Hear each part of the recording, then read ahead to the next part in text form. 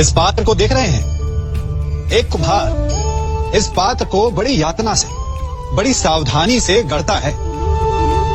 वो इसे अग्नि में तपाता है और इस योग्य बनाता है कि भीषण ताप में ये प्यासों की प्यास बुझा सके।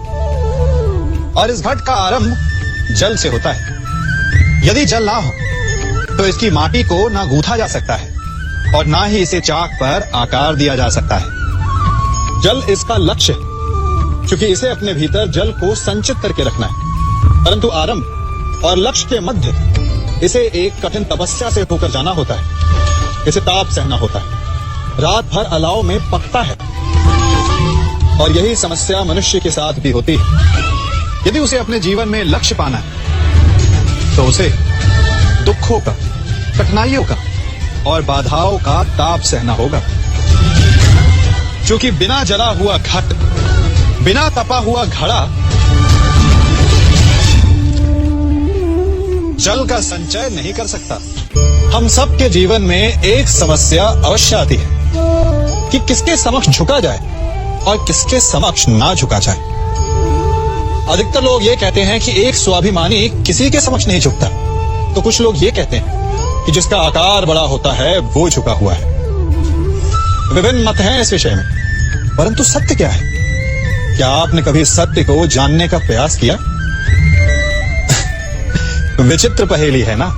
वास्तविकता में ये सब परिस्थिति जन्य है। परिस्थिति के अनुसार झुकना भी उचित है और परिस्थिति के अनुसार ना झुकना भी। यदि आपको ऐसा लगे कि ये बात अनुचित है, आपके मन, आपकी आत्मा से ये स्वर उठे कि ये अनुचित है, तो ना झुके। ऐसा करना आपकी आत्मा को उठा देगा।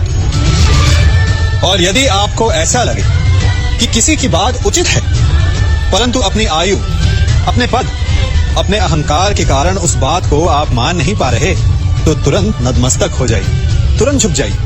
क्योंकि ऐसा करने से आपके अहंकार का आकार कम हो जाएगा और आपके व्यक्तित्व का कद और बढ़ जाएगा। आपने अपने जीवन में कभी तलवार खरीदी है? क्या देखकर तलवार खरीदते हैं? उसकी मयान देखकर या उसकी धार देखकर? अरे, मैं भी कैसा प्रश्न पूछ रहा हूं आपसे।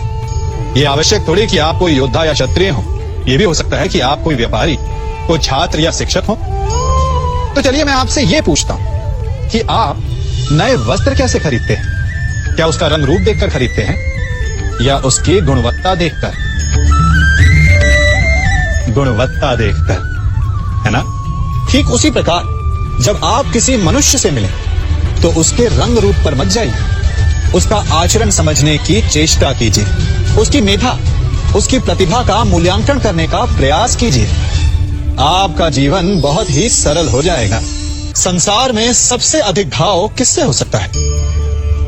इंद्र के वज्र से, या विष्णु के चक्र से, या भीम की गदा से, या फिर गांडीव के बाण से? नहीं, सबसे अधिक घाव यदि कोई पहुंचा सकते हैं तो वो हैं हमारे शब्द, हमारे वचन। यदि शब्द बाण है, अस्त्र है, तो हमारी जीवा उनका संधान करने का यंत्र है। शब्द चाहें तो अमृत बनकर आपको जीवन दान दे सकते हैं, या फिर घृणा का विष बनकर आपके जीवन को पीड़ादायी बना सकते हैं। ये शब्द ही हैं जिनके घाव का किसी भी वैद्य के पास कोई उपचार नहीं। इसलिए जो वस्तु जितनी घातक होती है, वही वस्तु उतनी ही अमूल्य भी होती है। और वचन सबसे अमूल्य होते हैं।